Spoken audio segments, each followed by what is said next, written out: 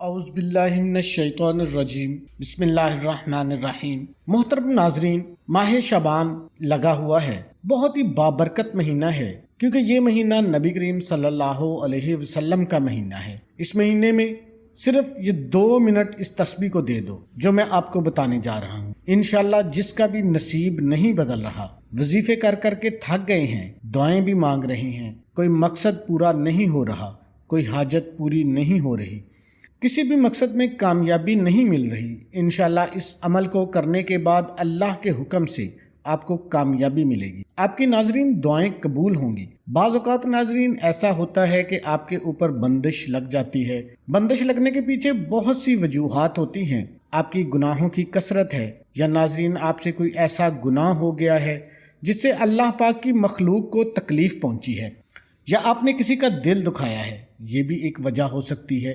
ہو سکتا ہے آپ نے کسی کا دل دکھایا ہو۔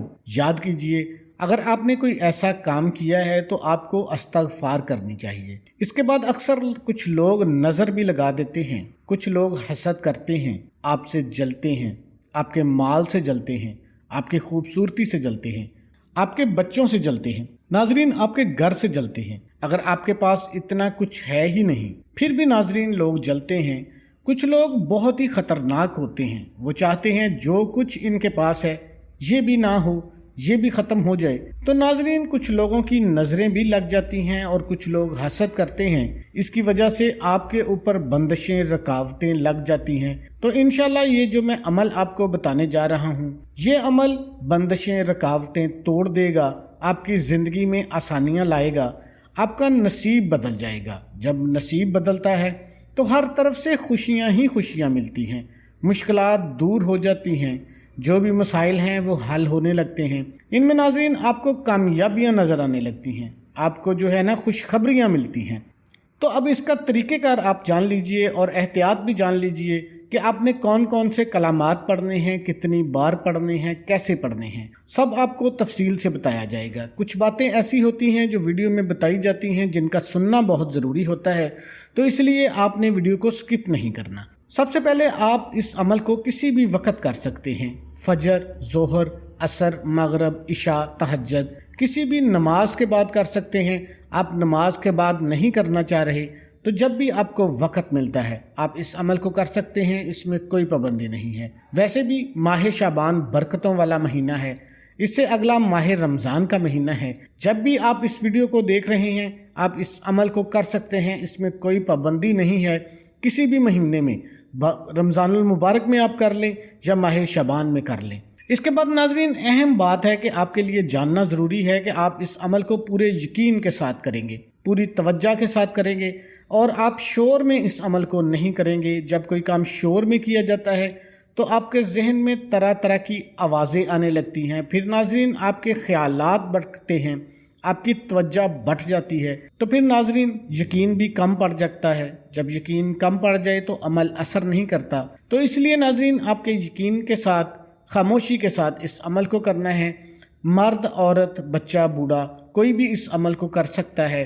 اس کے علاوہ ناظرین عورتیں اس کو خاص ایام میں کر سکتی ہیں، کہیں پہ بھی آپ بیٹھ کے اس عمل کو کر سکتے ہیں۔ کوئی وظیفہ پہلے کر رہے ہیں اس کے فوراً بعد بھی اس وظیفے کو کر سکتے ہیں، کوئی پابندی نہیں ہے۔ بعض لوگوں کو وہم ہو جاتا ہے کہ ہم پہلے سے کوئی وظیفہ کر رہے ہیں اس کے بعد دوسرا وظیفے کریں گے تو پتہ نہیں کوئی نقصان نہ ہو جائے، تو ایسا کچھ نہیں ہوتا۔ ایک دن میں آپ جتنے بھی وظائف کرتے ہو اس سے فائدہ ہی فائدہ ہے، کامیابیاں ہی کامیابیاں ہوتی ہیں، کوئی نقصان نہیں ہوتا۔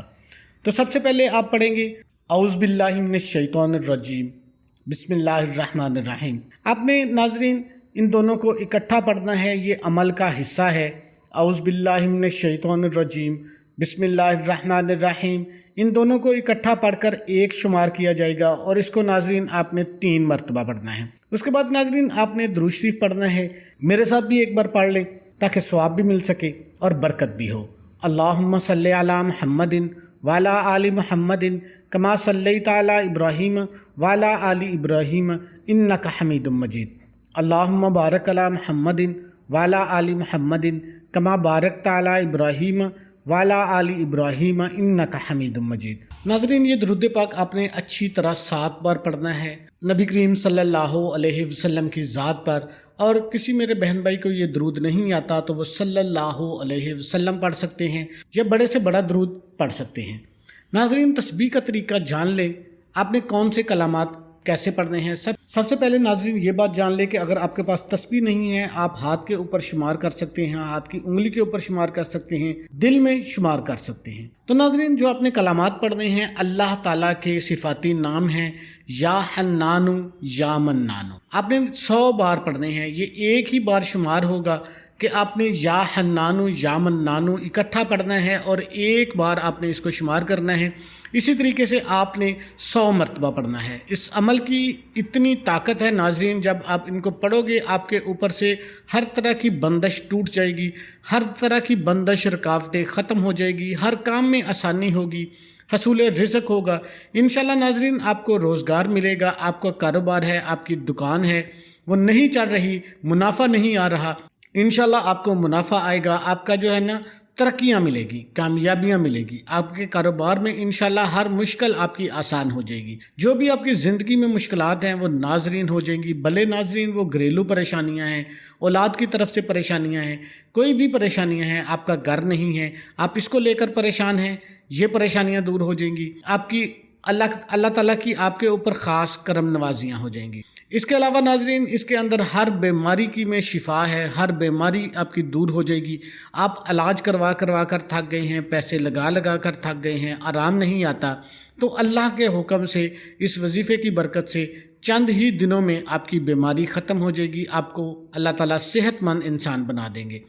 شادی کے مسائل ہیں، صحت کے مسائل ہیں، گھریلو مسائل ہیں، لڑائی جھگڑے ہیں، کاروباری نقصانات ہیں، انشاءاللہ تمام حل ہو جائیں گے۔ بس ناظرین، آپ نے اس عمل کو پورے یقین کے ساتھ، توجہ کے ساتھ پڑھنا ہے۔ جلدی ناظرین آپ نے نہیں پڑھنا، پورے الفاظ ادا کرنے ہیں جیسے آپ کو بتایا گیا ہے، یا حنانو یا منانو۔ اور جب آپ نے یہ تسبیح کرنی ہے اس وقت آپ نے اپنے مقصد کو ذہن میں رکھنا ہے۔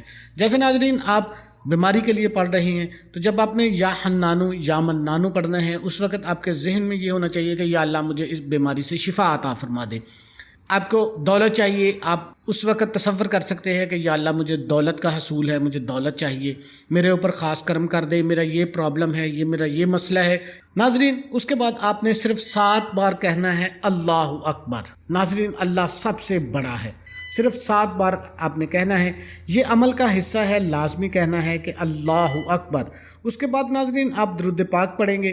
درود پاک آپ درود ابراہیمی پڑھ لیں یا صلی اللہ علیہ وسلم پڑھ لیں۔ اس کے علاوہ آپ کو کوئی بھی درود پاک آتا ہے آپ وہ درود پاک پڑھ سکتے ہیں۔ اس کے بعد ناظرین آپ دعا مانگیں گے۔ دعا کا ایک خاص طریقہ ہے، یہ بھی جان لیجئے۔ آپ نے ناظرین دعا میں اللہ پاک سے مانگنا ہے کہ اے اللہ میرا علم کم ہے، تیرا علم سب سے زیادہ ہے۔ اے اللہ جس نے میرے اوپر کوئی طویل جادو کروائے ہیں وہ مجھ سے دور کر دے۔ اے اللہ اگر کسی نے مجھے نظر لگائی ہے تو مجھ سے دور کر دے۔ اے اللہ اگر کسی نے مجھ سے حسد کیا ہے تو مجھ سے دور کر دے۔ تو اے اللہ تو اپنی رحمت میرے اوپر کر دے۔ اس طرح ناظرین آپ نے اللہ پاک سے اچھی طرح دعا مانگنی ہے، اپنے مقصد کو آپ نے مانگنا ہے۔ آپ بیمار ہیں، آپ اپنی بیماری سے شفا مانگ سکتے ہیں۔ آپ کے کاروبار میں کوئی پرابلم چل رہی ہے، آپ کاروبار کی ترقی کے لیے دعا مانگ سکتے ہیں۔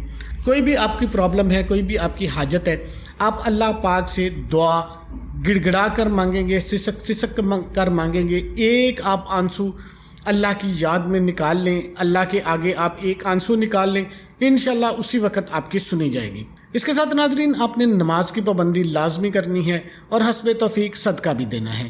اللہ پاک سے دلی دعا ہے کہ اللہ پاک میرا سنانا اور آپ کا سننا اپنی بارگاہ میں قبول اور منظور فرمائے، آمین ثم آمین۔ تمام دوستوں سے گزارش ہے کہ اللہ کے 99 ناموں میں سے ایک نام کمنٹ میں ضرور لکھیں۔ اللہ آپ کا حامی و ناصر ہو۔ السلام علیکم ورحمۃ اللہ۔